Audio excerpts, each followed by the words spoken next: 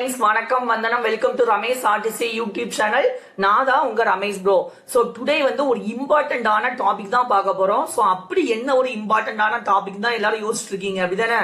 So இது வந்து இந்தியாவின் அரசியலமைப்பு சட்டம், கான்ஸ்டிடியூஷன் ஆஃப் இந்தியாவை பத்தி தான் பார்க்க போறோம். சோ இது வந்து எல்லா அரசு போட்டி தேர்வுகளிலும், அது டிஎன்பிஎஸ்சி குரூப் 1 இருக்கலாம், குரூப் 2, குரூப் 3, குரூப் 4, இது போன்ற எல்லா அரசு போட்டி தேர்வுகளிலும் உங்களுக்கு கேட்கக்கூடிய ஒரு பார்ட், அதிகபட்ச கொஸ்டின்ஸ் கேட்கக்கூடிய ஒரு பார்ட், இந்தியன் பாலிட்டின்னு படிச்சிருப்பீங்க அப்படிதானே? சோ அது ஃபுல்லாமே மேக்ஸிமம் கான்ஸ்டிடியூஷன் ஆஃப் இந்தியாவை பத்தி தான் இருக்கும். சோ இதையா எல்லா அரசு போட்டி தேர்வுகளிலும் இந்த கான்ஸ்டிடியூஷன் ஆஃப் இந்தியா, இந்தியாவின் அரசியலமைப்பு சட்டத்தை பத்தி சிலபஸ் எதுக்கு வச்சிருக்காங்க, இதுல அதிகபட்ச கொஸ்டின்ஸ் வந்து எதுக்கு கேட்காங்க அப்படிங்கிறது எல்லாருக்கும் ஒரு கொஸ்டின் மார்க் தான். ஆனா எதுக்கு வச்சிருக்காங்க அப்படின்னா நான் சொல்லுதேன். ஃபர்ஸ்ட் இந்த கான்ஸ்டிடியூஷன் ஆஃப் இந்தியாங்கிற சப்ஜெக்ட் வந்து லா படிக்கக்கூடிய ஸ்டூடெண்ட்ஸ் எல்லாருமே படிக்கக்கூடிய ஒரு சப்ஜெக்ட், ஃபர்ஸ்ட் இயர்ல படிக்கக்கூடிய ஒரு சப்ஜெக்ட் தான் constitution of India. So lawyers படிக்கிறாங்க, லாயர்னாலே கெத்து தான் அப்படின்னு எல்லாத்துக்கும் தெரியும். சோ இந்த லாயர்ஸ் படிக்கக்கூடிய இந்த கான்ஸ்டிடியூஷன் ஆஃப் இந்தியா, இந்தியாவின் அரசியலமைப்பு சட்டத்தை ஏன் அரசு போட்டி தேர்வுகள் எழுதக்கூடிய ஸ்டூடெண்ட்ஸும் அதுல ஏன் சிலபஸ் வச்சிருக்காங்க, அவங்களும் ஏன் இத படிக்கணும் அப்படின்னா எதுக்கு வச்சிருக்காங்க அப்படின்னா, சோ ஒரு கவர்மெண்ட் பதவி நமக்கு கிடைக்கி, அந்த போட்டி தேர்வு மூலமாக நமக்கு ஒரு கவர்மெண்ட் பதவி வந்து கிடைக்குன்னு வச்சுக்கோங்களேன். சோ நமக்கு வந்து அந்த கவர்மெண்ட் பத்திய டீடைல், கவர்மெண்ட்ல அந்த பொசிஷன்ல என்னென்ன ரூல்ஸ் அண்ட் ரெகுலேஷன் இருக்கு, அந்த பதவியுடைய மகிமை என்னது, அந்த பதவியுடைய தன்மை என்னதுலாம் நமக்கு அதை பத்தி தெரியணும். சோ அது தெரியணும்னா நமக்கு என்ன தேவை, இந்த கான்ஸ்டிடியூஷன் ஆஃப் இந்தியாவை பத்தி நமக்கு என்ன செய்யணும், கண்டிப்பா தெரிஞ்சு ஆகணும். புரியுதா? அப்பனாதான் நம்மளால ஒரு தகுந்த நிர்வாகத்தை, நமக்கு என்ன பதவி கிடைச்சிருக்கோ அந்த பதவியை யூஸ் பண்ணி நம்ம மக்களுக்கு தேவையான நல்லதுகளை நம்மளால பண்ண முடியும். நம்மளுடைய பவர்ஸ் தெரிஞ்சிருக்கணும், நம்மளுடைய ஃபங்க்ஷன்ஸ் தெரிஞ்சிருக்கணும், புரியுதா? நம்மளுடைய ரைட்ஸ் தெரிஞ்சிருக்கணும். சோ எல்லாமே தெரிஞ்சாதான் நம்ம அந்த பதவியில இருந்து நம்ம நாட்டு மக்களுக்கு தேவையான நல்லதை பண்ண முடியும். அதனாலதான் அந்த கான்ஸ்டிடியூஷன் ஆஃப் இந்தியா அப்படிங்கிற இந்த சப்ஜெக்ட லா ஸ்டூடெண்ட்ஸ்க்கும் மற்றும் நம்ம போட்டி தேர்வுகள் எழுதக்கூடிய அரசு போட்டி தேர்வுகள் எழுதக்கூடிய ஸ்டூடெண்ட்ஸ்க்கும் சிலபஸ்ல வச்சிருக்காங்க. சோ இதோடைய இம்பார்ட்டன்ஸ் நமக்கு தெரிஞ்சு போச்சு. ஃபர்ஸ்ட் இந்தியாவின் அரசியல் அமைப்பு அது எதுக்கு யூஸ் ஆகுது, இந்த கான்ஸ்டிடியூஷன் ஆஃப் இந்தியா வச்சு நம்ம என்ன செய்ய போறோம் அப்படின்னா, ஃபர்ஸ்ட் பாயிண்ட் சொல்லிருக்காங்க, கவனிங்க. Documents which contains the rules relating to the governing of the country, structure of the organs, rights and duties of the citizens. ஒண்ணுமே இல்லைங்க, கான்ஸ்டிடியூஷன் அப்படின்னா ஒரு ரூல்ஸ் இருக்கக்கூடிய டாக்குமெண்ட், செட் ஆஃப் ரூல்ஸ் இருக்கக்கூடிய ஒரு டாக்குமெண்ட், புரியுதா? ரூல்ஸ் இருக்கக்கூடிய டாக்குமெண்ட். சோ அது என்ன ரூல்ஸ், என்னெல்லாம் சொல்லுது அப்படின்னா, governing of the country. So ஒரு நாட்டை வழி நடத்துவது, கட்டுப்படுத்தி வழி நடத்துவது எப்படி. Next structure of the organs, அதாவது ஒரு நாட்டில என்னென்ன ஆர்கன்ஸ் இருக்கணும். சோ நீதித்துறை இருக்கணுமா, நெக்ஸ்ட் எக்ஸிகியூட்டிவ், அதாவது நிர்வாகத்துறை எப்படி இருக்கணும், சட்டமன்றம் லெஜிஸ்லேட்டிவ் அசம்பிளி எப்படி இருக்கணும். சோ இந்த ஆர்கன்ஸ் உடைய அமைப்பெல்லாம் சொல்லக்கூடியது நம்ம கான்ஸ்டிடியூஷன் தான். Next rights and duties of the citizens, நம்ம நாட்டுல வாழக்கூடிய குடிமக்களுடைய ரைட்ஸ், உரிமை என்ன இருக்கு, அது மாதிரி அவங்க நம்ம நாட்டுக்கு வேண்டி செய்யக்கூடிய கடமை டியூட்டிஸ் என்னது, எல்லாமே சொல்லி கொடுக்கிறது நம்ம கான்ஸ்டிடியூஷன் ஆஃப் இந்தியா தான். Next second important point, supreme law of the country. So இந்த கான்ஸ்டிடியூஷன் லா தான் எல்லா லாவுக்குமே சுப்ரீம், எல்லா சட்டங்களுக்கும் தலைமையான ஒரு சட்டம்னா அது வந்து நம்ம கான்ஸ்டிடியூஷன் ஆஃப் இந்தியா தான், நம்ம இந்திய அரசியலமைப்பு சட்டம் தான் எல்லா சட்டங்களுக்கும் தலைமையானது. சோ இப்போ ஒரு புதுசா நம்ம ஒரு சட்டம் இயற்றுறோம் அப்படின்னா அந்த இயற்றக்கூடிய சட்டம் வந்து நம்ம கான்ஸ்டிடியூஷன், அதாவது இந்திய அரசியலமைப்புக்கு உட்பட்டதாக இருக்கணும். சோ அதை தாண்டி ஒரு சட்டம், இந்திய அரசியலமைப்புக்கு எதிராக எந்த ஒரு சட்டத்தையும் நம்மளால இல்ல யாராலையும் இயற்ற முடியாது. சோ அந்த அளவுக்கு நம்ம கான்ஸ்டிடியூஷன் ஆஃப் இந்தியா வந்து சுப்ரீமா இருக்கு, சுப்ரீம் பவர் இருக்கிறதுக்கு, புரியுதா? நெக்ஸ்ட் கான்ஸ்டிடியூஷன் ஆஃப் இந்தியா நமக்கு என்ன சொல்லி கொடுக்கு அப்படின்னா, lays down composition, powers and functions of various institution of government. So ஒரு சட்டமன்றம் இருக்குன்னா அந்த சட்டமன்றத்துல எத்தனை உறுப்பினர்கள் இருக்கணும், பாராளுமன்றம் இருக்குன்னா அந்த பார்லிமெண்ட்ல எத்தனை மெம்பர்ஸ் இருக்கணும், சோ ஒரு கவர்மெண்ட் இருக்குன்னா அதுல எந்த மெம்பர்ஸ் இருக்கணும், எத்தனை மெம்பர்ஸ் இருக்கணும், சோ எல்லாமே காம்போசிஷன் அந்த விகிதாச்சாரத்தை சொல்றது நம்ம கான்ஸ்டிடியூஷனா. நெக்ஸ்ட் வந்து பவர். சோ நமக்கு ஸ்டேட்டுக்கு சம் பவர் இருக்கும், அதுமே சென்ட்ரல் கவர்மெண்ட்டுக்கும் சம் பவர் இருக்கும்.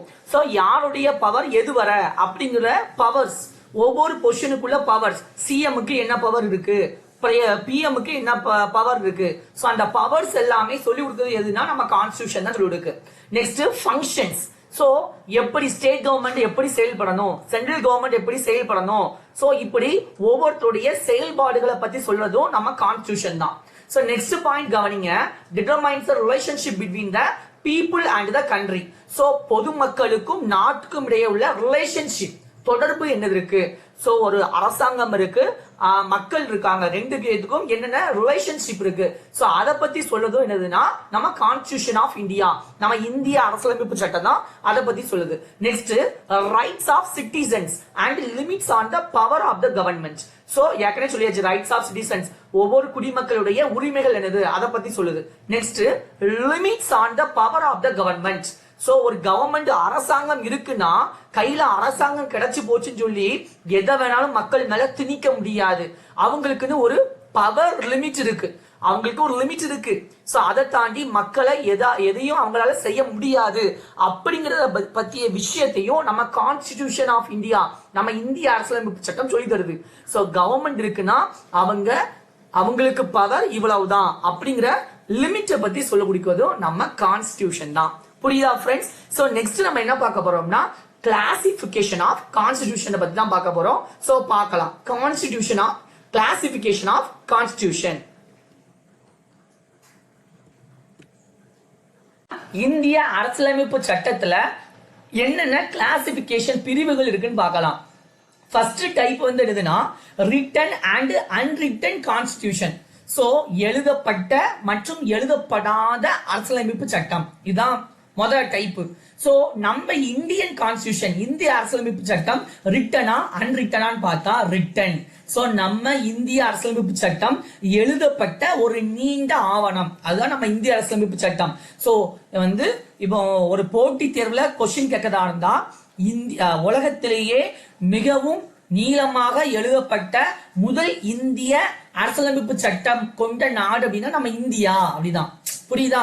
சோ நம்ம இந்திய நாடுடைய அரசியலமைப்பு சட்டம் தான், கான்ஸ்டிடியூஷன் ஆஃப் இந்தியா தான் வேர்ல்டுலயே மிக மிக பெரிய ரிட்டன் கான்ஸ்டிடியூஷன், எழுதப்பட்ட கான்ஸ்டிடியூஷன். சோ நெக்ஸ்ட் இது அன்ரிட்டன், எழுதப்படாத கான்ஸ்டிடியூஷன் யாருக்கெல்லாம், எந்தெந்த நாடுகளுக்கெல்லாம் இருக்கு அப்படின்னா யூகே, லண்டனுக்கு அன்ரிட்டன் தான், எழுதப்படல. நியூசிலாந்து, இஸ்ரேல், இதெல்லாம் அன்ரிட்டன் கான்ஸ்டிடியூஷன் இருக்கு. புரியுதா? சோ நெக்ஸ்ட் செகண்ட் ஒன் வந்து rigid and flexible. So rigid அப்படின்னா என்ன அர்த்தம்னா நம்ம கான்ஸ்டிடியூஷன் ஆஃப் இந்தியால சொல்லக்கூடிய எந்த ஒரு சட்டத்தையும் மாற்றவே முடியாது. ஆர்டினரி சட்டத்தை நம்ம போட்டு மாத்துற மாதிரி நம்ம கான்ஸ்டிடியூஷனை மாற்றவே முடியாது அப்படின்னா அது ரிஜிட்.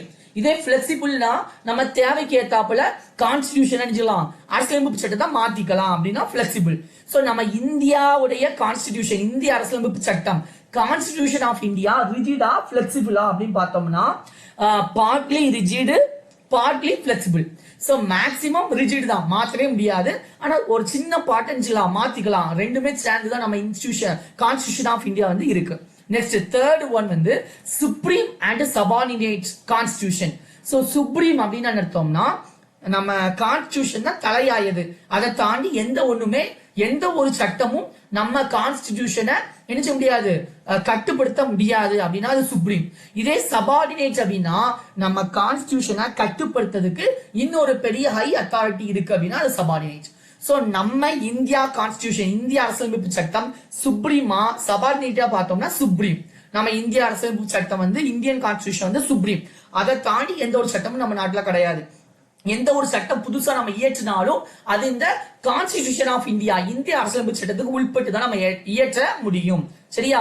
சோ ஃபோர்த் ஒன் வந்து ஃபெடரல் கான்ஸ்டிடியூஷன், யூனிட்டரி கான்ஸ்டிடியூஷன். புரியுதா?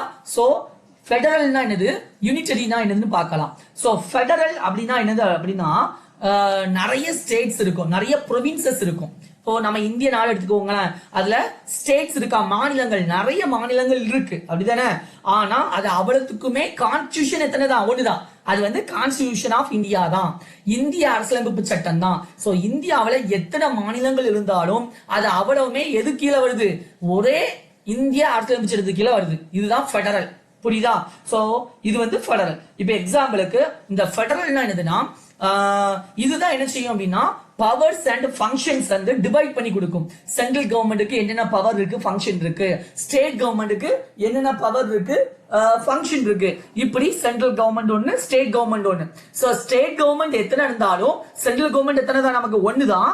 சோ இந்த ஸ்டேட் கவர்மெண்ட், சென்ட்ரல் கவர்மெண்ட் எல்லாமே எதுக்கு கீழ்பட்டது? நம்ம இந்தியன் கான்ஸ்டிடியூஷன். இப்படி ஒரே கான்ஸ்டிடியூஷனுக்கு கீழே, ஒரே அரசியலமைப்புக்கு கீழே சென்ட்ரல் கவர்மெண்டும் எத்தனை ஸ்டேட் கவர்மெண்டும் எல்லாமே ஒரே அரசியலமைப்புக்கு கீழே வந்துச்சுன்னா அது பேரு ஃபெடரல். சோ அப்ப நம்ம இந்தியன் கான்ஸ்டிடியூஷன் ஃபெடரல், யூனிட்டரியா? ஃபெடரல் தான். நெக்ஸ்ட் யூனிட்டரினா என்னது? யூனிட்டரினா சென்ட்ரல் கவர்மெண்ட், ஸ்டேட் கவர்மெண்ட் அப்படி ரெண்டுலாம் கிடையாது. ஒன்லி சென்ட்ரல் கவர்மெண்ட் மட்டும் தான். அது என்ன சொல்லுவாங்களோ அதுதான் கீழே உள்ள மக்கள் எல்லாம் கேட்கணும். சோ இதுதான் யூனிட்டரி. சோ நம்ம இந்தியன் கான்ஸ்டிடியூஷன் வந்து ஃபெடரல் தான், யூனிட்டரி கிடையாது. சோ நெக்ஸ்ட் வந்து republican and monarchial. So republican constitution தான் என்னது? மொனார்ச்சியல் கான்ஸ்டிடியூஷன் ஒண்ணுமே கிடையாதுங்க. ரிபப்ளிகன் கான்ஸ்டிடியூஷன்னா மக்கள் ஆட்சி, மக்களால் தேர்ந்தெடுக்கப்படக்கூடிய ஆட்சி நடக்குதா? இல்லனா மொனார்ச்சியல் கான்ஸ்டிடியூஷனா? சோ மொனார்ச்சியல் என்னது? ராஜா ஆட்சி. ராஜா என்ன சொல்றாரோ அதுதான் எல்லா நாட்டு மக்களும் கேட்கணும். அதான் அப்படின்னா நமக்குள்ள கான்ஸ்டிடியூஷன் வந்து ரிபப்ளிகன் கான்ஸ்டிடியூஷன். நெக்ஸ்ட் வந்து separated and fused power. So separated and fused power தான் என்னது? சோ செப்பரேட்டட் பவர் அப்படின்னா நம்ம நாட்டுல மொத்தம் 3 ஆர்கன் இருக்குன்னு சொல்லி தெரியும். சோ என்னென்ன ஆர்கனா இருக்கு? முத லெஜிஸ்லேச்சர். புரியுதா? லெஜிஸ்லேச்சர் தான் என்னது? சட்டம் இயற்றக்கூடிய மன்றம். நெக்ஸ்ட் செகண்ட் ஒன் என்னது? எக்ஸிகியூட்டிவ். அதாவது என்னது? எக்ஸிகியூட்டிவ்னா என்னது? நிர்வாகத்துறை. மூன்றாவது என்னது? ஜுடிஷியரி. ஜுடிஷியரினா என்னது? நீதித்துறை. இப்படி 3 துறைகள். 3 துறைகளுக்கும் என்னென்ன ஃபங்க்ஷன்ஸ், என்னென்ன பவர் இருக்கு, இந்த 3 ஆர்கன்ஸ்க்கு உள்ள பவரை பிரிச்சு கொடுத்துருவாங்க. செப்பரேட்டட் தான் செய்வாங்க. இந்த 3 ஆர்கன்ஸ்க்கு உள்ள பவரை செப்பரேட் பண்ணி கொடுத்துட்டாங்க அப்படின்னா அது செப்பரேட்டட் கான்ஸ்டிடியூஷன். ஃபியூஸ்ட் பவர் அப்படின்னா 3 பேருக்கு தனித்தனி பவர்லாம் கிடையாது. எல்லாத்துக்கும் மேல ஒருத்தர் இருப்பாரு, அவருக்கு தான் எல்லா பவரும். அப்படி அதாவது பவர் எல்லாம் போய் ஒரே இடத்துல போய் என்ன ஆகும்? கியூமுலேட் ஆகும். சொல்ல புரியுதா? அப்படிதான் அது பேர் என்னது? Fused power. ஆனா நம்ம கான்ஸ்டிடியூஷன் என்ன பவர்? செப்பரேட் பவர் தான். அதாவது இப்ப ஜுடிஷியரி இருக்காங்கன்னு வச்சுக்கோங்க, நீதித்துறை இருக்காங்க. நீதித்துறை ஒரு முடிவு எடுக்காங்கன்னா அதை வந்து லெஜிஸ்லேச்சர் வந்து முடியாது, கட்டுப்படுத்த முடியாது. சட்டமன்ற துறை வந்து கட்டுப்படுத்த முடியாது. ஆனா நிர்வாகத்துறை வந்து முடியாது, கட்டுப்படுத்த முடியாது. சோ இப்படி 3 ஆர்கன்ஸ் இருக்கு ஒரு நாடு. நம்ம இந்திய நாட்டுல 3 ஆர்கன்ஸ் இருக்கு.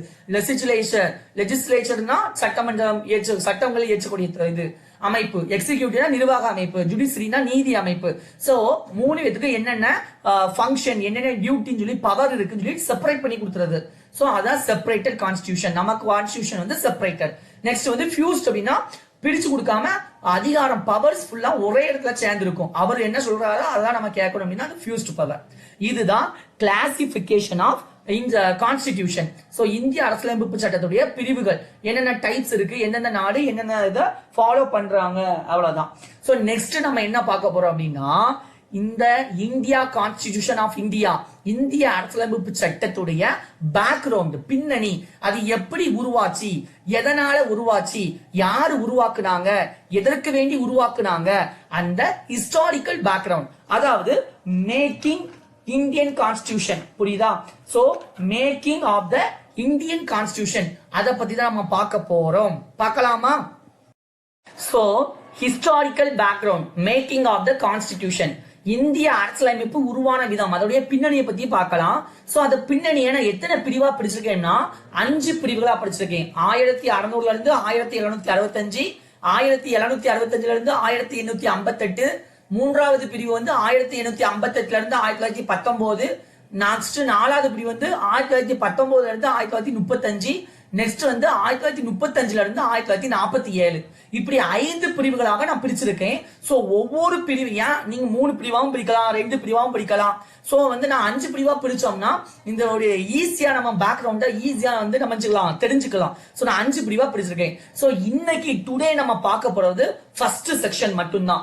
1600 இருந்து 1765 நம்ம இந்தியன் கான்ஸ்டிடியூஷன் உருவாகிறதுக்கு என்ன நிகழ்ச்சிலாம் நடந்துச்சு அத பத்தி தான் நம்ம பார்க்க போறோம். சோ பார்க்கலாம். இந்தியன் கான்ஸ்டிடியூஷன் ஆஃப் இந்தியா, இந்திய அரசியலமைப்பு சட்டத்துடைய பின்னணி எப்படி உருவாச்சு அப்படின்னு சொல்லி தெரிஞ்சாதான் இப்போ ஏன் இந்த ஃபார்மேட்ல நம்ம இந்தியன் கான்ஸ்டிடியூஷன் இருக்கு அப்படிங்கிறது நமக்கு தெரியும். சோ ஃபர்ஸ்ட் இன்டர்வல் வந்து 1600 இருந்து 1765 இதுல என்ன நடந்துச்சு அப்படின்னு சொல்லி பார்க்கலாம். சோ ஃபர்ஸ்ட் வந்து டிசம்பர் 31ல 1600 இயர்ல நம்ம நாட்டுக்கு ஒருத்தங்க வாராங்க. அவங்க யாரு மறக்கவே முடியாது. ஈஸ்ட் இந்தியன் கம்பெனி, கிழக்கிந்திய வணிக குழு வருது. சோ கிழக்கிந்திய வணிக குழு எங்க இருந்து வராங்க அப்படின்னா இவங்க இங்கிலாந்துல இருந்து வராங்க. எங்க இருந்து வராங்க? இங்கிலாந்துல இருந்து வராங்க. எதுக்கு வராங்க? வணிகம் செய்வதற்காக, வியாபாரம் செய்வதற்காக இங்கிலாந்துல இருந்து வராங்க. சோ யாருடைய பர்மிஷனோட வராங்க? Charter from the queen Elizabeth. அங்க இங்கிலாந்து உடைய மகாராணி குயின் எலிசபெத் இருந்து ஒரு சார்ட்டர் வாங்கிட்டு வராங்க. சார்ட்டர்னா ஒண்ணுமே இல்ல, பட்டயம் எழுதி வாங்கிட்டு எங்க வராங்க? இந்தியாவுக்கு வராங்க. சோ இந்த குயின் எலிசபெத் என்ன சொன்னாங்க அப்படின்னா இந்த கிழக்கிந்திய வணிக குழு ஈஸ்ட் இந்தியன் கம்பெனி வந்து தாராளமா கிழக்கிந்தியால போய் வணிகம் பண்ணலாம் அப்படிங்காங்க. ஈஸ்ட் இண்டீஸ்ல போய் வணிகம் பண்ணலாம் அப்படின்னு. சோ ஈஸ்ட் இண்டீஸ் அப்படின்னா என்னது? இந்தியா மட்டுமா அப்படின்னா கிடையாது. சிங்கப்பூர், மலேசியா, சீனா, இந்தியா, சோ இதே மாதிரி எல்லா நாடுகளும் சேர்ந்தா ஈஸ்ட் இண்டீஸ். சோ இந்த நாடுகள்லாம் போய் இந்த ஈஸ்ட் இந்தியா கம்பெனி வணிகம் பண்ணலாம், வியாபாரம் பண்ணலாம். சோ அதுக்கு எந்த ஒரு தடையும் இல்லைன்னு சொல்லி குயின் எலிசபெத் ஒரு பட்டயத்தை எழுதி கொடுத்து அனுப்புறாங்க. சோ ஈஸ்ட் இந்தியா கம்பெனிக்காரங்க நம்ம நாட்டுக்கு வாராங்க. சொல்ல புரியுதா? சோ அப்படி எழுதி கொடுக்கும் போது எத்தனை வருஷம் பர்மிஷன் கொடுத்திருக்காங்க? 15 வருஷம், 15 இயர்ஸ் தான் கொடுத்திருக்காங்க பர்மிஷன். நீங்க 15 இயர்ஸ்க்கு ஈஸ்ட் இந்தியாஸ்ல போய் நீங்க வந்து வியாபாரம் பிசினஸ் பண்ணிக்கலாம் அப்படின்னு கொடுக்காங்க. ரெண்டாவது என்ன நடக்கு? இந்த 15 இயர்ஸ் முடிஞ்சோன்னா 20 வருஷமா மாத்துறாங்க. அப்படி ஒவ்வொரு வருஷமா ஒவ்வொரு 5 வருஷமா நினைச்சிட்டு இருக்காங்க, ரினியூ பண்ணிக்கிட்டே இருக்காங்க. வியாபாரம் நீங்க பண்ணலாமா? சரி, ஒவ்வொரு வருஷமா நினைச்சாங்க. ஒவ்வொரு 15 வருஷம் வந்துச்சு, அதுல ரினியூ பண்ணுவாங்க. அதுல இந்த 20 வருஷம் அதுல ரினியூ பண்ணுவாங்க. அதுல ஒரு 20 வருஷம் அப்படி ரினியூ பண்ணிக்கிட்டே இருந்துட்டாங்க. ஈஸ்ட் இந்தியா கம்பெனி வந்து நம்ம இந்திய நாட்டிலையும் அது பக்கத்துல உள்ள நாடுகள்லயும் வியாபாரம் பண்ணிட்டே இருந்துச்சு. So first East India company எதுக்கு தான் நம்ம நாட்டுக்கு வந்திருக்காங்க? வியாபாரம் பண்ணதுக்கு வேண்டி தான் வந்திருக்காங்க. ஆனா ஈஸ்ட் இந்தியா கம்பெனி ஃபர்ஸ்ட் நம்ம இந்திய நாட்டுக்கு வரும்போது இந்திய நாட்டுல அவங்களுக்கு வியாபாரம் பார்க்க பர்மிஷன் கிடைக்கல. காரணம் என்னது அப்படின்னா நமக்கு 1498லயே இங்க யார் வந்திருக்காங்க? போர்ச்சுகீஸ், அதாவது போர்ச்சுகீசியர்கள் வந்து வியாபாரம் பண்ணிட்டு இருக்காங்க. சோ போர்ச்சுகீஸோடைய ஆதிக்கம் வந்து இங்க அதிகமா இருந்துச்சு இந்தியாவில. சோ அதனால இந்த இங்கிலாந்துல உள்ள இந்த ஆங்கிலேயர்கள்னால இங்க வியாபாரம் பண்ண முடியல. ஸ்டார்டிங்ல அவங்களுக்கு பர்மிஷன் கிடைக்கல. ரெண்டாவது பர்மிஷன் கிடைச்சி. எப்ப பர்மிஷன் கிடைச்சி? 1613ல பர்மிஷன் கிடைக்கும். சோ 1613ல அவங்களுக்கு இந்தியாவில வியாபாரம் பண்ண பர்மிஷன் கிடைச்சிட்டு சோ ஃபர்ஸ்ட் கம்பெனிய எங்க வைக்காங்க? சூரத்ல ஆரம்பிக்காங்க. சோ டிஎன்பிஎஸ்சில கேட்கலாம். சோ முதலாக ஆங்கிலேயர்கள் வியாபாரம் செய்யறதுக்கு கம்பெனி நிறுவன இடம் வந்து எது அப்படின்னு கேட்டா அது சூரத் தான். சோ சூரத்ல தான் 1613ல முதல் கம்பெனிய வைக்காங்க. சோ ரெண்டாவது கம்பெனி எங்க வைக்காங்க அப்படின்னா முஸ்லிப்பட்டினம் 1639ல வைக்காங்க. சோ இப்படி 1647க்குள்ளால எத்தனை ஃபேக்டரி வச்சுட்டாங்க இந்தியாவில? 23 ஃபேக்டரி அங்க இங்கயா வச்சுட்டாங்க. அங்க இங்க 23 ஃபேக்டரி 1647 வருஷத்துக்குள்ளால 23 ஃபேக்டரிய இந்தியாவில வச்சுட்டான். யாரு? ஆங்கிலேயன் வச்சு விட்டான். சொல்ல புரியுதா? ஆனா இந்த ஆங்கிலேயர்கள் வரதுக்கு முன்னாடி யாரு இருக்கா? போர்ச்சுகீஸ் 1498ல இருந்து வியாபாரம் பண்ணிட்டு இருக்கான். சும்மா விடுவானா? டச்சுக்காரன் 1602ல வந்துட்டான். அவனுக்கும் எதுக்கு வேண்டிதான் வந்திருக்கான்? அவனும் வியாபாரத்துக்கு வேண்டிதான் வந்திருக்கான். அவன் சும்மா விடுவானா? புரியுதா? நெக்ஸ்ட் டேனியல்ஸ் அப்படிம்பாங்க, டேனியர்கள் அப்படிம்பாங்க. அவங்க எப்ப வந்திருக்காங்க? 1616ல வந்தாங்க. பிரெஞ்சுக்காரங்க எப்ப வந்தாங்க? 1664ல வந்தாங்க. ஆங்கிலேயர்கள் எப்ப வந்தாங்க? 1600ல வந்தாங்க. சோ இப்போ இந்தியால இந்தியர்கள் இருக்காங்க. ஆனா இந்தியால வியாபாரம் பண்ணது யாரெல்லாம்? போர்ச்சுகீஸவா, ஆங்கிலேயர்களா, டச்சுக்காரங்களாம், டேனியர்களாம், பிரெஞ்சுக்காரங்களாம், இவங்களாம் வந்து இந்தியாவில வியாபாரம் பண்ண வந்திருக்காங்க. சோ என்னாச்சு? அவங்களுக்குள்ளேயே சண்டை வருது, பிசினஸ் காம்படிஷன் வருது, தொழில் போட்டி வருது. சோ போர்ச்சுகீஷன் யார போய் தாக்க வாய்ப்பு இருக்கு? இங்கிலாந்துக்காரனை போய் தாக்க வாய்ப்பு இருக்கு. டச்சுக்காரன் டேனியல்ஸ் அண்ட் பிரெஞ்சுக்காரன், இவங்களுக்கு எல்லாத்துக்கும் இடையில ஒரு போட்டி நிலவுது. புரியுதா? சோ போட்டி, பிசினஸ் போட்டி நிலவுது. அப்படிதான் எல்லாத்துக்கிட்டையும் போட்டி நிலவுது. ஆனா தொழில் போட்டி இருந்தா கண்டிப்பா கடத்துல என்ன வரும்? வார் வரும். ஃபர்ஸ்ட் புரியுதா? சோ ஃபர்ஸ்ட் காம்படிஷன் இருக்கு. காம்படிஷன் வந்து நெக்ஸ்ட் எதா மாறுது? வாரா மாறுது, போரா மாறுது. சொல்லுது புரியுதா? சோ இந்த தொழில் போட்டி போரா மாறுது. சோ நம்ம இங்கிலீஷ்காரங்க என்ன செஞ்சாங்க? இங்கிலீஷ்காரங்கன்னா ஆங்கிலேயர்கள் என்ன செஞ்சாங்க? சோ அவங்களுடைய பாதுகாப்புக்கு வேண்டி ஒரு ஆர்ம்டு ஃபோர்ஸ் வச்சிருந்தாங்க. என்ன ஃபோர்ஸ் வச்சிருந்தாங்க? Armed force. அதாவது அவங்களுடைய பாதுகாப்புக்கு வேண்டி ஒரு சின்ன மிலிட்டரி வச்சிருந்தாங்க. மிலிட்டரி மீன்ஸ் ஆர்ம்டு ஃபோர்ஸ் வச்சிருந்தாங்க. சோ எதுக்கு வச்சிருந்தாங்கன்னு சொல்லி சொன்னாங்க, எங்களுக்கு நிறைய கம்பெனி இருக்கு இந்தியாவில, கிட்டத்தட்ட 23 ஃபேக்டரி இருக்கு. சோ 23 ஃபேக்டரி இருக்கும்போது அது எங்களுக்கு பாதுகாப்பு தேவை.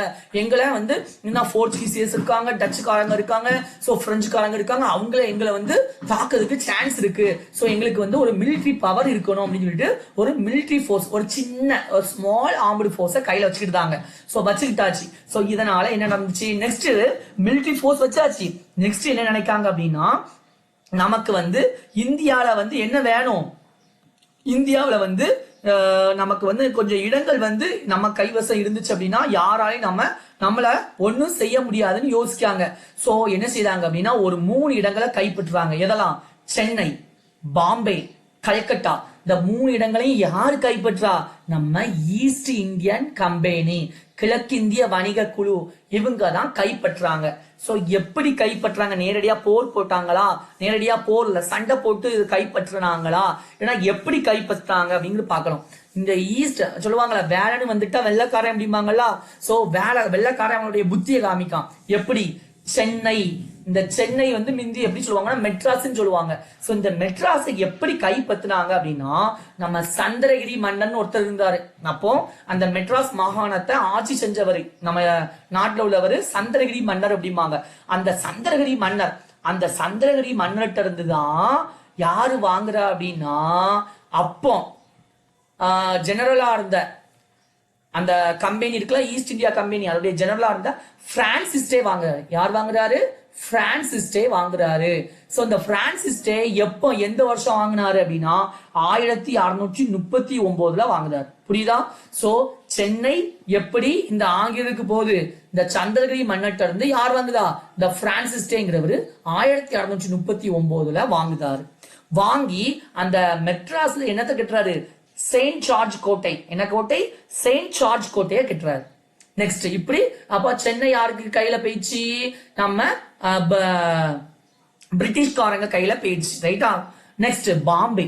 சோ பாம்பே எப்படி போச்சுன்னா, இதுலதான் ஒரு கூத்தே இருக்கு. எப்படி போச்சுன்னு சொல்றேன், அதுக்கு ஒரு உங்களுக்கு புரியும். சோ பாம்பே எப்படி போச்சு அப்படின்னா, நமக்கு இங்கிலாந்து இளவரசர் 2ஆம் சார்லஸ்.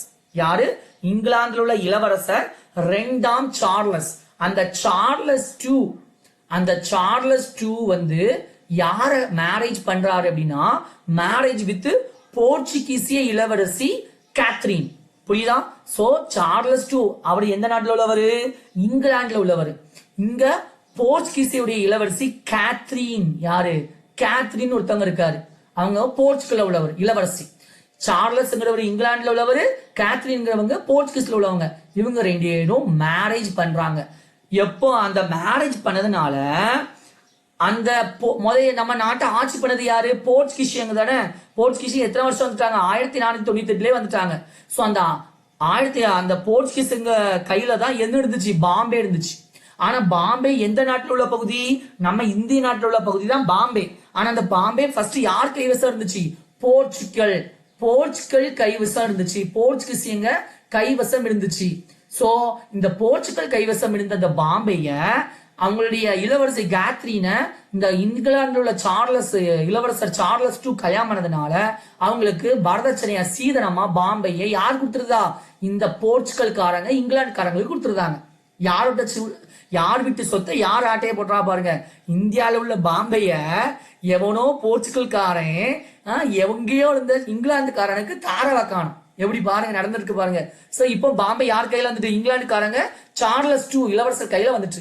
இவர் என்ன செய்தாரு, அந்த இந்திய நாட்டுல இருந்த ஈஸ்ட் இந்தியா கம்பெனிக்கு 10 பவுண்டுக்கு, எத்தனை பவுண்டுக்கு, 10 பவுண்டுக்கு கொடுக்காரு, குத்தகைக்கு விடுறாரு.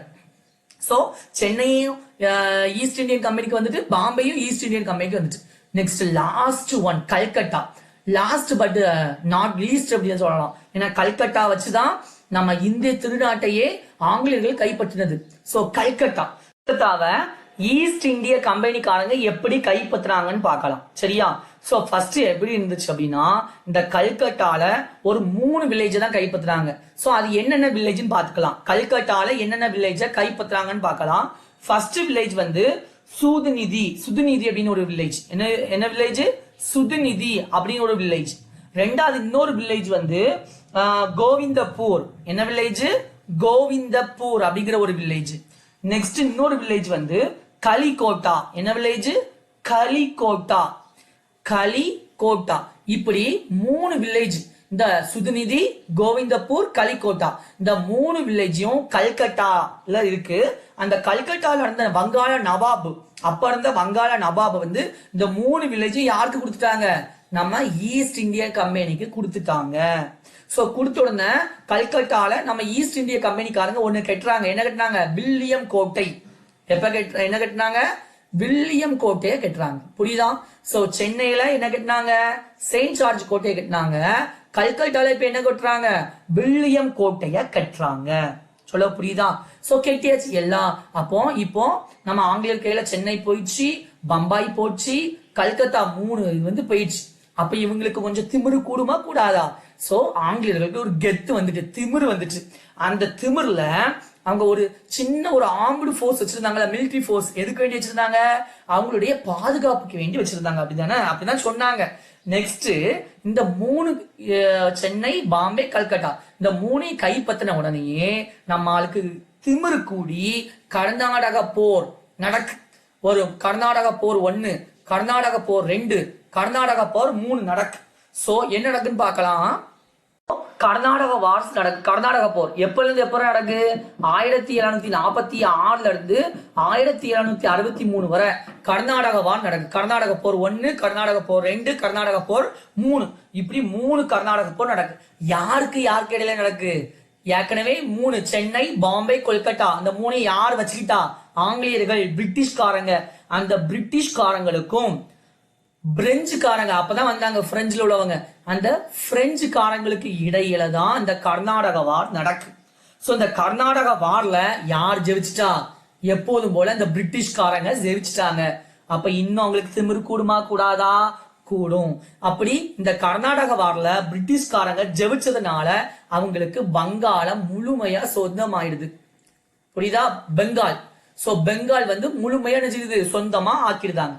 நெக்ஸ்ட் அதுல ஜெயிச்சதுனால வெறி பிடிச்ச அந்த ஆங்கிலேயர்கள் அடுத்தல என்ன போரை கொண்டு வராங்க? பிளாசி போர் நடக்கு. என்ன போர் நடக்கு? பிளாசி போர். சோ இந்த பிளாசி போர் யாருக்கு நடந்துச்சு அப்படின்னா, யாருக்கு ஒண்ணும் இல்ல, அப்போ வங்காள நவாபா யார் இருந்தாரு? சிராஜ் உத்தவுலா இருந்தாரு. யார் இருந்தா? சிராஜ் உத்தவுலா. அந்த சிராஜ் உத்தவுலாவுக்கும் அப்போ பிரிட்டிஷ்காரங்க ராபர்ட் கிளைவ்னு ஒருத்தர் இருந்தார். அப்பதான் அந்த வாராரு, அந்த கம்பெனியுடைய ஒரு பிரசிடென்டா வாராரு. ராபர்ட் கிளைவ் இருக்காரு, பிரசிடென்டா இருக்காரு ராபர்ட் கிளைவ். சோ அந்த ராபர்ட் கிளைவுக்கும் சிராஜ் உத்தாவுலாவுக்கும் இடையில 1757 பிளாசி வார் நடக்கும். புரியுதா? அந்த பிளாசி வார்ல யார் ஜெயிச்சிருந்தா? அப்பவும் இந்த பிரிட்டிஷ்காரன் ராபர்ட் கிளைவ் வந்து ஜெயிச்சிருந்தாரு. புரியுதா? அப்ப ராபர்ட் கிளைவ் ஜெயிச்சதுனால, புரியுதா, ராபர்ட் கிளைவ் ஜெயிச்சிருந்தாரு, சிராஜ் உத்தவுலா ஜெயிக்கல, சிராஜ் உத்தவுலா தோந்துட்டார்.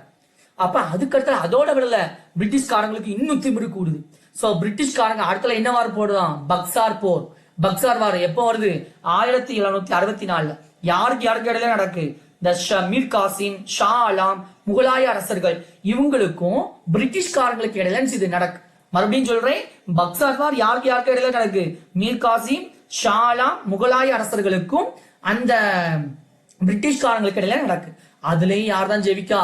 பிரிட்டிஷ்காரங்க இங்கிலாந்து காரங்க ஈஸ்ட் இந்தியா கம்பெனி புரியுதா, ஈஸ்ட் இந்தியன் கம்பெனி தான் ஜெயிக்காங்க. சோ பக்சார் வார்லயே அவங்க ஜெயிச்சிட்டாங்க. சோ பக்சார் வார்லயே அவங்க ஜெயிச்சிட்டாங்க. என்ன நடக்கும், ஜெயிச்ச உடனேயே இந்த இங்கிலாந்துக்காரங்க ஈஸ்ட் இந்தியன் கம்பெனிக்காரங்க இருக்காங்களா, அதாவது ராபர்ட் கிளைவ் அவர் மூலமா இந்த ஈஸ்ட் இந்தியன் கம்பெனிக்கு திவானி ரைட்ஸ் கிடைக்கி. என்ன ரைட்ஸ் கிடைக்கி, திவானி ரைட்ஸ். சோ திவானி ரைட்ஸ்னா என்னதுப்பா, திவானினா ஏதாவது பட்டமா பதவி அப்படின்னா, திவானி ரைட்ஸ் அப்படின்னா ஒண்ணுமே கிடையாது, அவங்களுக்கு வரி வசூல் செய்யக்கூடிய உரிமை. வங்காளத்துல நீங்க வரி வசூல் செஞ்சுக்கலாம் அப்படிங்கிற ஒரு உரிமை யாருக்கு கிடைக்கி, ராபர்ட் கிளைவ் மூலமா ஈஸ்ட் இந்தியன் கம்பெனிக்கு என்ன திவானி ரைட்ஸ் கிடைக்கி. புரியுதா, அப்போ நீங்க வரியை வசூலிச்சுக்கலாம், ரெவென்யூவை கலெக்ட் பண்ணிக்கலாம். நெக்ஸ்ட் சிவில் ஜஸ்டிஸ், குடிமை குடிமை பணிகளுக்கு நீங்க இது பண்ணிக்கலாம் அப்படின்னு சொல்லி அவங்களுக்கு கிடைக்கும். அப்போ இப்ப பக்சார் வார் முடிஞ்ச உடனே அவங்களுக்கு திவானி ரைட்ஸ் கிடைச்சிட்டு அப்படிதானே. சோ இப்ப என்ன நடக்கு அப்படின்னா, அங்க இரட்டை ஆட்சி முறை வருது. என்ன ஆட்சி முறை வருது, இரட்டை ஆட்சி முறை. சோ இரட்டை ஆட்சி முறை வழிகோலனது யாரு, இந்த ராபர்ட் கிளைவ். இந்த ராபர்ட் கிளைவ் தான் இந்த பக்சார் போர்லாம் போட்டு பிளாசி போர்லாம் போட்டு அவர் இந்த இரட்டை ஆட்சி முறைக்கு வழிவகுக்கார். சோ இரட்டை ஆட்சி முறைனா ஒண்ணுமே கிடையாது, ஆங்கிலேயர்கள் ஈஸ்ட் இந்தியன் கம்பெனிட்ட என்ன ரைட்ஸ் இருக்கு, திவானி ரைட்ஸ் இருக்கு. ஆனா அங்க நவாபுன்னு நம்ம இந்திய நாட்டில் உள்ளவங்க இருக்காங்கல்ல, நவாபுன்னு இருக்காங்க, வங்காள நவாப் அப்படி இருப்பாங்க. சோ அந்த நவாபுக்கு என்ன ரைட்ஸ் இருக்கு அப்படின்னா, நிசாமத் ரைட்ஸ். என்னென்ன ரைட்ஸ், நிசாமத். சோ நிசாமத் அப்படின்னா என்ன சொல்லி பார்க்கலாம். சோ திவானி ரைட்ஸ் தான் இது, வரி வசூல் செய்யக்கூடிய உரிமை. அது யாருக்கு இருக்கு, East Indian company Robert Clive அவங்களுக்கு இருக்கு. நவாபுக்கு நிசாத் அப்படிங்கிற ஒரு ரைட்ஸ் இருக்கு. நிசாமத்துல ஒண்ணுமே கிடையாது, அங்கே எதுவும் ஒரு நிர்வாக சிக்கல் வருதா, எக்ஸிகியூட்டிவ் சிக்கல் வருதா, இல்ல ஜுடிஷியரி நீதித்துறையில எதுவும் சிக்கல் வருதா, அதெல்லாம் யாரு கவனிக்கணுமா, நம்ம இந்திய நாட்டுல உள்ள நவாப், இந்திய நவாப் வந்து நிசாமத்தை பொறுத்து பார்த்துக்கிடணும். திவானி ரைட்ஸ் அந்த அங்குள்ள வசூல், வரி வசூல் ரூபாயெல்லாம் யார் பார்த்துடுவா, ஈஸ்ட் இந்தியன் கம்பெனி பார்த்துடுவாங்க. இது நல்லா இருக்கலாம். அதாவது நிர்வாகம் பண்ணணும், அதுக்கு என்ன செலவாகுதோ அதெல்லாம் யார் பண்ணணுமா, இந்தியாவில் உள்ள நவாப் பண்ணணுமா, நம்ம நவாப் வங்காள நவாப் பண்ணணுமா. ஆனா அதுல கிடைக்கக்கூடிய வரிகள் எல்லாத்தையும் ரூபாயெல்லாம் யார் அமுக்குவாளாம், ஈஸ்ட் இந்தியன் கம்பெனிக்காரன் அமுக்குவானா. சொல்ல புரியுதா. அப்போ என்ன ஆகும், இந்திய நவாபுகளுக்கு என்ன உருவாகும், ஒரு பஞ்சம் உருவாகுமா இல்லையா, பஞ்சம் உருவாச்சு. அப்போ இந்த திவானி ரைட்ஸ் ராபர்ட் கிளைவுக்கும் ஈஸ்ட் இந்தியா கம்பெனில வேலை பார்க்கக்கூடிய அந்த ஊழியர்களுக்கும் கிடைச்சதுனால ராபர்ட் கிளைவும் ஈஸ்ட் இந்தியா கம்பெனில வேலை பார்க்கக்கூடிய ஊழியர்களும் செல்வ செழிப்போட இருந்தாங்க. என்ன செழிப்போட இருந்தாங்க, செல்வ செழிப்போட இருந்தாங்க. சொல்ல புரியுதா. சோ ஆனா ஈஸ்ட் இந்தியன் கம்பெனி என்னாச்சு, திவால் ஆயிடுச்சு. ஈஸ்ட் இந்தியன் கம்பெனி ஆயிடுச்சு, திவால் ஆயிடுச்சு. ஏன்னா அதுல கிடைச்ச அவ்வளவு பணத்தையும் ராபர்ட் கிளைவும் அங்க வேலை பார்த்த ஈஸ்ட் இந்தியன் கம்பெனில வேலை பார்த்த ஊழியர்களும் ஆட்டைய போட்டுட்டாங்க, அமுக்கிட்டாங்க. அப்ப ஈஸ்ட் இந்தியன் கம்பெனி ஆயிரும், திவால் ஆயிடுச்சு. சொல்ல புரியுதா. சோ ஃபர்ஸ்ட் இந்த திவானி ரைட்ஸ் எப்படி கிடைச்சுனே, பிளாசி போர் நடந்துச்சு, யாருக்கு இடையில, சிராஜ் உத்தாவ்லாவுக்கும் ராபர்ட் கிளைவுக்கு இடையில பிளாசி போர் நடந்து அதுல ராபர்ட் கிளைவ் ஜெயிச்சிட்டாரு. சோ நெக்ஸ்ட் 1764 பக்சார் போர், அதுவும் யாருக்கு இடையில நடக்கு, மீர் காசிம் அந்த முகலாய மன்னர்கள் ஷா ஆலம் அவங்களுக்கும் பிரிட்டிஷ்காரங்களுக்கு இடையில நடக்கு. அதாவது ஈஸ்ட் இந்தியன் கம்பெனிக்கு தான் நடக்கு. அதுல யாருக்கு ஜெயிச்சிருந்தா, ஈஸ்ட் இந்தியன் கம்பெனிக்காரங்க ஜெயிச்சிருந்தாங்க. அப்போ ஜெயிச்ச உடனே ஒரு உடன்படிக்கை போடுதாங்க, அலகாபாத் அக்ரிமெண்ட். கேட்கலாம், டிஎன்பிஎஸ்ல கேட்பான், அலகாபாத் அக்ரிமெண்ட் எந்த வருஷம் போட்டாங்க, 1765. பக்சார் வார் எப்போ நடந்துச்சு, 1764. பிளாசி வார் எப்போ நடந்துச்சு, 1757. இந்த இரட்டை ஆட்சி முறை வழிகொள்ளனது யாரு, ராபர்ட் கிளைவ். இவர் தான் ஆங்கில ஆட்சி நம்ம இந்தியால உருவாவதுக்கு காரணம், அடித்தளமிட்டவர் யாரு, ராபர்ட் கிளைவ். இதெல்லாம் நம்ம அரசு போட்டித் தேர்வுகள்ல கேட்கலாம், வாய்ப்பு அதிகமாவே இருக்கு. சோ இந்த அலகாபாத் அக்ரிமெண்ட் மூலமாக தான் இந்த திவானி ரைட்ஸ் யாருக்கு போகுது, ராபர்ட் கிளைவுக்கு போகுது. சொல்ல புரியுதா. நெக்ஸ்ட் என்ன செய்தாங்க அப்படின்னா, இந்த நவாப் சொல்லிட்டாரு, வங்காள அப்போ இந்தியாவுடைய வங்காள நவாப் இருக்காருல, இந்திய நாட்டை சேர்ந்த வங்காளத்தை சேர்ந்த வங்காள நவாப் நிசாமத்தை என்ன சொல்ல தாரீங்க, எக்ஸிகியூட்டிவ் பண்றது, ஜுடிஷியரி நீதித்துறை நிர்வாகத்துறை, அதுக்கெல்லாம் நடத்துறதுக்கு பணம் வேணும்ல, அந்த பணத்தை மட்டும் திவான் ரைட்ஸ் மூலமா நீங்க வாங்கி வச்சுக்கிடுதீங்க. என்னையால என்ன செய்ய முடியாது, எக்ஸிக்யூட் பண்ணவோ ஜுடிஷியரி நீதித்துறையோ நிர்வாகத்துறையோ என்னால ரூபாய் இல்லாம கவனிக்க முடியாது. சோ நீங்களே இந்த நிசாமத் பவரையும் நீங்க வாங்கிக்கோங்கன்னு ராபர்ட் கிளைவ்ட்ட சொல்லிடுறாரு. யாரு அப்போ வங்காள நவாபா இருந்தவர் யார்கிட்ட சொல்லியிருந்தாரு, இந்த ராபர்ட் கிளைவ்ட்ட இந்த நிசாமத் பவரையும் வித்துருதார். எவ்வளவு ரூபாய்க்கு விற்காரு, ஃபர்ஸ்ட் திவானி ரைட்ஸ், இந்த அலகாபாத் அக்ரிமெண்ட் மூலமா தான் திவானி ரைட்ஸ் ராபர்ட் கிளைவ் கொடுத்தாரு. ஆனா அந்த வங்காள நவாப் அப்பமும் சும்மா கொடுக்கல. எவ்வளவு லட்சம் வாங்கிட்டாரு, 26 லட்சம். எவ்வளவு லட்சம், 26 லேக், 26 லேக் யார்கிட்ட வாங்குறாரு, ஈஸ்ட் இந்தியன் கம்பெனிட்ட 26 லட்சம் ரூபாய் வாங்கிட்டு தான் அப்போது இருந்து வங்காள நவாப் அந்த திவானி ரைட்ஸ் யாருக்கு கொடுக்காங்க, East Indian company Robert Clive கொடுத்தாரு. அடுத்தால நிசாமத் மட்டும் கொடுக்கல. ஆனா நிசாமத் அப்படின்னா என்னது, நிர்வாக அதிகாரம், நீதித்துறை அதிகாரம். ஆனா இது பண்ணதுக்கு என்ன தேவை, நிதி தேவை, அப்படிதானே. ஆனா அந்த வரி ரூபா ஃபுல்லா திவானி ரைட்ஸ் மூலமா ஈஸ்ட் இந்தியன் கம்பெனிக்காரையும் வாங்கிட்டுதான். அப்ப நீதித்துறை நிர்வாகத்திலையும் ஒன்னும் கிளிக்க முடியாது. சோ அதையும் நம்ம கொடுத்துடலாம் சொல்லிட்டு வங்காள நவாபு அந்த நிசாமத் ரைட்ஸையும் ராபர்ட் கிளைவ் ஈஸ்ட் இந்தியன் கம்பெனிக்காரங்களுக்கே கொடுத்துருக்காங்க.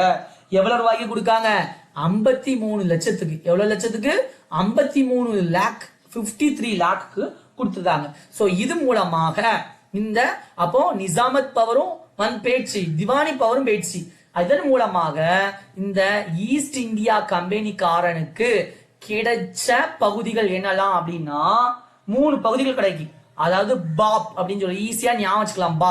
பாப்னா ஃபர்ஸ்ட் பினா பெங்கால், வங்காளம், ஓனா ஒடிசா, பினா பீகார். சோ வங்காளம், ஒடிசா, பீகார், பெங்கால், ஒடிசா, பீகார், இந்த 3 பகுதிகளும் யார் கைவசம் வந்துச்சு, ஈஸ்ட் இந்தியா கம்பெனி கைவசம் வந்துருச்சு. இப்பதான் நம்மள முதல் முறையாக ஈஸ்ட் இந்தியா கம்பெனிக்காரங்களுக்கு என்ன கிடைச்சிட்டு, சாவர்னிட்டி கிடைச்சிட்டு, இறையாண்மை கிடைச்சிட்டு. இறையாண்மை, சாவர்னிட்டினா என்னதுப்பா, சாவர்னிட்டினா ஒண்ணுமே இல்ல, பவர், அதிகாரம், நம்மளை ஆட்சி செய்யக்கூடிய அதிகாரம் முதலாக யாருக்கு கிடைக்கும், ஈஸ்ட் இந்தியா கம்பெனி பிரிட்டிஷ்காரங்களுக்கு கிடைச்சிருக்கு. சோ நம்ம இந்திய நாட்டை பிரிட்டிஷ்காரங்க ஆளதுக்கு முதல் முறையாக வித்திட்டவர் யாருன்னு கேட்கலாம், போட்டி தேர்வுகளுக்கு கேட்கலாம், டிஎன்பிஎஸ்சிக்கு. சோ ஈஸ்ட் இந்தியாக்காரங்க, பிரிட்டிஷ்காரங்க நம்ம இந்திய நாட்டை ஆள்வதற்கு முதலாக அடித்தளம் விட்டு கொடுத்தவர் இந்த ராபர்ட் கிளைவ் தான். இதுதான் காரணம். சொல்ல புரியுதா? சோ இவ்வளவும் 1765 வரை நடந்த விஷயம். சோ ராபர்ட் கிளைவ் முதலாக இந்த 3 மாகாணங்களையும் ஆட்சி செய்கிறார். ஆனால் அந்த ராபர்ட் கிளைவ் உடைய காலம் முடிஞ்சு போச்சு. சோ ஈஸ்ட் இந்தியா கம்பெனில இருந்து ராபர்ட் கிளைவ் எங்க போறாரு, மறுபடியும் இங்கிலாந்துக்கே போறாரு. இங்கிலாந்துக்கு போயாச்சு. அப்ப ஈஸ்ட் இந்தியா கம்பெனி ஏன் ஈஸ்ட் இந்தியா கம்பெனியை விட்டு ராபர்ட் கிளைவ் போனார் தெரியுமா? ராபர்ட் கிளைவுக்கு எவ்வளவு கொள்ளடிக்க முடியுமோ திவானி ரைட்ஸ் மூலமா நிறைய ஆட்டைய போட்டு ஈஸ்ட் இந்தியா கம்பெனி மூலமா நிறைய சம்பாதிச்சிட்டாரு. சம்பாதிச்ச உடனே ராபர்ட் கிளைவ் நினைச்சாரு ஈஸ்ட் இந்தியா கம்பெனி விட்டு மறுபடியும் இங்கிலாந்துக்கே போயிருந்தாரு.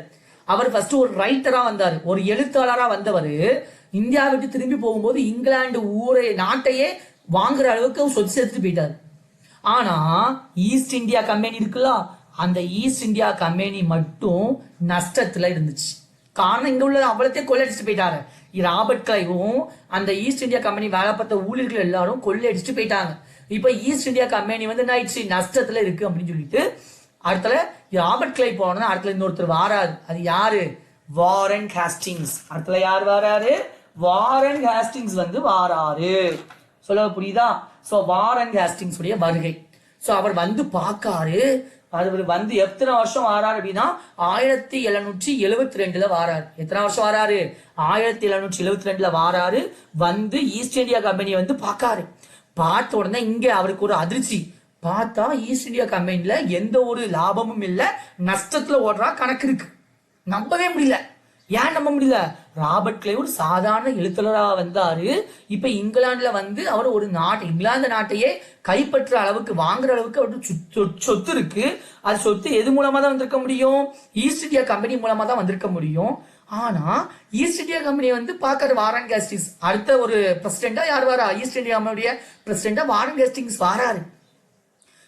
பார்த்தா இங்க எல்லாம் நஷ்டத்துல இருக்கு. எப்படி இப்படி நஷ்டத்துல இருக்கு? எதனால நஷ்டத்துல இருக்கு? அப்ப இந்த ஈஸ்ட் இந்தியா கம்பெனிய நிர்வாகம் கட்டுப்படுத்துவதற்கு எந்த ஒரு அமைப்பும் இல்ல. அப்போ இப்படி ஈஸ்ட் இந்தியா கம்பெனி நஷ்டத்துல ஓடுறத லாபத்துல மாத்தணும் அப்படின்னு வாரன் ஹேஸ்டிங்ஸ் விரும்புறாரு. விரும்பணும்னா மறுபடியும் அவர் எங்க போறாரு? இங்கிலாந்துக்கு போறாரு. இங்கிலாந்துல போய் நம்ம எலிசபெத் மகாராணிட்ட சொல்றாரு. ஆனா எலிசபெத் மகாராணி நம்பவே இல்லை.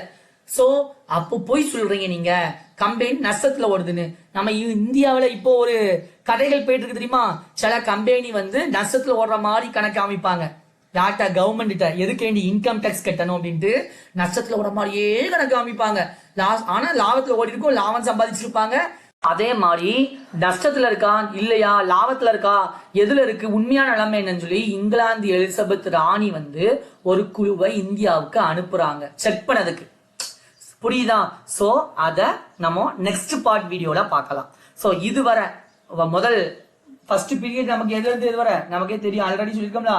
நான் 5 பிரிவா பிரிச்சிருந்தேன். அல்ல முதல் பிரிவு என்னது? 1600 இருந்து 1765 வரை. புரியுதா? சோ 1600 இருந்து 1765 வரை. அதுதான் இந்த வீடியோ. இதை மட்டும் நீங்க தரவு பண்ணிக்கோங்க. நெக்ஸ்ட் 1765 இருந்து 1858 வரை என்ன நடந்துச்சு நெக்ஸ்ட் வீடியோல பார்க்கலாம். புரியுதா? ஃபர்ஸ்ட் 1700 இருந்து 1765 வரை என்ன நடந்துச்சு ஒரு ஷார்ட்டா ரீகப் பண்ணிக்கலாம். ஃபர்ஸ்ட் 1600 யார் வாரா? நம்ம ஆங்கிலேயக்காரங்க நம்ம இந்திய நாட்டுக்கு வராங்க. இந்திய நாட்டுல வந்து ஃபர்ஸ்ட் சூரத்ல இருந்து தாங்க கம்பெனியை போடுறாங்க. அடுத்துல 1647க்குள்ள ஒரு 23 ஃபேக்டரி இருந்துச்சுதாங்க நம்ம இந்திய திருநாட்டுல நிறுவுறாங்க. சோ இது வந்து ஆனா அதே டைம்ல யாரெல்லாம் நம்ம இந்திய நாட்டுல வணிகம் பண்றா? போர்ச்சுகீசியர்கள் வணிகம் பண்றாங்க, பிரெஞ்சுக்காரங்க பண்றாங்க, டேனியர்கள் பண்றாங்க, டச்சுக்காரங்க பண்றாங்க. சோ அவங்களுக்கு இடையில என்ன வருது? ஒரு போட்டி வருது. அந்த போட்டி எதா மாறுது? வாரா மாறுது. சோ கர்நாடகா வார் வருது. கர்நாடகா வாரில் யார் ஜெயிக்கா? பிரிட்டிஷ்காரங்க தான் ஜெயிக்காங்க. பிரெஞ்சுக்காரங்க தோந்துருந்தாங்க, பிரிட்டிஷ்காரங்க தான் ஜெயிக்காங்க. சோ நெக்ஸ்ட் பிளாசி வார் நடக்கு. யாருக்கு கிடையாது. அப்போ மங்காளா நவாபா இருந்த சாஜ் உத்தாவலாவுக்கும் அப்போ ஈஸ்ட் இந்தியா கம்பெனியுடைய பிரசிடென்டா இருந்த ராபர்ட் கிளைவுக்கு இடையில நடக்கு. அப்பவும் ராபர்ட் கிளைவ் தான் பிரிட்டிஷ்காரங்க தான் ஜெயிக்கான். நெக்ஸ்ட் பக்சார் வார் வருது. அந்த போர் 1764 மீர் காசிம், ஷா ஆலம் அப்படிப்பட்ட முகமதிய அரசர்களுக்கும் அப்படிப்பட்ட அரசர்களுக்கும் யாருக்கு இடையில நடக்கு? அந்த ராபர்ட் கிளைவுக்கு இடையில நடக்கு. அப்பவும் யார் தான் ஜெயிக்கா? இங்கிலாந்துக்காரங்க, பிரிட்டிஷ்காரங்க தான் ஜெயிக்காங்க. சோ இது மூலமாக அலகாபாத் அக்ரிமெண்ட் வருது, அலகாபாத் உடன்படிக்கை வருது 1765. இதன் மூலமாக வங்காளத்தை யார் கைப்பற்றா? ஈஸ்ட் இந்தியா கம்பெனிக்காரங்க ராபர்ட் கிளைவ் வந்து கைப்பற்றாரு. சோ ராபர்ட் கிளைவுக்கு என்ன கிடைக்கி? திவானி ரைட்ஸ் ஃபர்ஸ்ட் கிடைக்கி. திவான் ரைட்ஸ் ஆனது வரி வசூல் செய்யக்கூடிய உரிமை கிடைக்கி. சோ வரி வசூல் செய்ய உரிமையெல்லாம் ஈஸ்ட் இந்தியா கம்பெனி பண்ணும். ஆனா அங்குள்ள நிர்வாகத்துறை, நீதித்துறை யார் பார்க்கணுமா? அங்குள்ள வங்காள நவாப் பார்க்கணும். இப்படி இரட்டை ஆட்சி முறைய யாரு அறிமுகப்படுத்துறாரு? Robert Clive அறிமுகப்படுத்துறாரு. ஆனா வங்காள நவாபால சமாளிக்க முடியல. ரூபாயே இல்லாம நீதித்துறையை, நிர்வாகத்துறை எப்படி சமாளிக்க முடியும்? அதனால நம்ம நவாப் ஒரு ஐடியா பண்ணி இந்த நிசாமத் அப்படிங்கிற நீதித்துறை, நிர்வாகத்துறை அந்த அதிகாரத்தையும் ராபர்ட் கிளைவுக்கு எவ்வளவு ரூபாய்க்கு வித்துருந்தாரு? 53 லட்சத்துக்கு நினைச்சிட்டாரு, வித்துருந்தாரு. இப்படி 3 இடம் ஈஸ்ட் இந்தியா கம்பெனில வந்துச்சு. என்னெல்லாம்? பெங்கால், ஒடிசா, பீகார். இந்த 3 இடம் யாருக்கு வந்துருச்சு? ஈஸ்ட் இந்தியா கம்பெனிக்காரங்களுக்கு வந்துச்சு. சோ ஈஸ்ட் இந்தியா கம்பெனிக்கு இந்த 3 இடங்கள் மேல சாவரினிட்டி பவர் கிடைச்சிட்டு, இறையாண்மை. சோ சாவரினிட்டி, இறையாண்மை என்னது? பவர், நிர்வாக அதிகாரம் கிடைச்சிட்டு. அத நிர்வாக அதிகாரம் கிடைச்சாலும் ராபர்ட் கிளைவுக்கு சொத்து சுகம் சேர்ந்தாலும் அவர் ஈஸ்ட் இந்தியா கம்பெனிக்கு ஒரு ட்ரஸ்டா இல்ல, நம்பிக்கையா இல்ல, ஏமாத்தக்கூடியவரா, சூதகம் பண்ணக்கூடியவரா இருந்திருக்காரு. சோ ராபர்ட் கிளைவ் அவ்வளவு ரூபாயை ஆட்டையப்பட்டு ஈஸ்ட் இந்தியா கம்பெனில வேலை பார்த்த ஊழியர்களும் அந்த சொத்தெல்லாம் ஆட்டையப்பட்டு ரூபாயை ஆட்டையப்பட்டு இங்கிலாந்துல போய் செட்டில் ஆயிருக்காங்க. சோ நெக்ஸ்ட் 1772 வாரன் ஹேஸ்டிங்ஸ் வந்து ஈஸ்ட் இந்தியா கம்பெனிக்கு பிரசிடென்டா வந்து பாக்காரு. இங்க 1 ரூபாய் இல்ல, கஜானா காலியா இருக்கு. சோ இதனால நம்ம வாரன் ஹேஸ்டிங்ஸ் வந்து இந்த நிலைமைய வந்து நம்ம இங்கிலாந்து இளவரசர்கிட்ட சொல்றாங்க. சோ நெக்ஸ்ட் என்ன நடந்துச்சு அதுதான் கதையுடைய நெக்ஸ்ட் பார்ட். அத நம்ம நாளைக்குள்ள வீடியோல பார்க்கலாம். சோ நம்ம வீடியோ பார்த்த உங்க எல்லாத்துக்கும் ரொம்ப நன்றி. சோ இந்த வீடியோ மிகவும் பயனுள்ளதாக இருந்திருக்கும் சொல்லி நம்புறேன். சோ நம்ம வீடியோ பிடிச்சிருந்தா லைக் பண்ணுங்க, மறக்காம உங்க ஃப்ரெண்ட்ஸ், அரசு போட்டி தேர்வு எழுதக்கூடிய எல்லா ஃப்ரெண்ட்ஸ்க்கும் ஷேர் பண்ணுங்க, கமெண்ட் பண்ணுங்க. ஓகே ஃப்ரெண்ட்ஸ், பாய்.